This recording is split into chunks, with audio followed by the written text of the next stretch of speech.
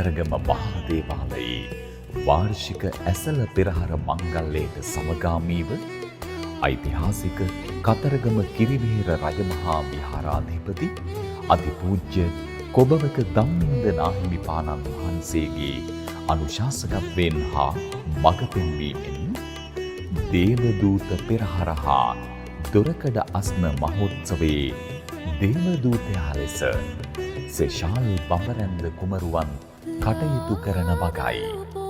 ඇසළ මස 8 වැනි දින රාත්‍රී 9ට ඓතිහාසික කතරගම කිරිවෙහෙර රජමහා විහාරස්ථානයේ සිට සජීව විකාශය කිරිවෙහෙර නිල ෆේස්බුක් පිටුව ඔස්සේ ඔබ සැමට ආරාධනා. ඇසුර මතක්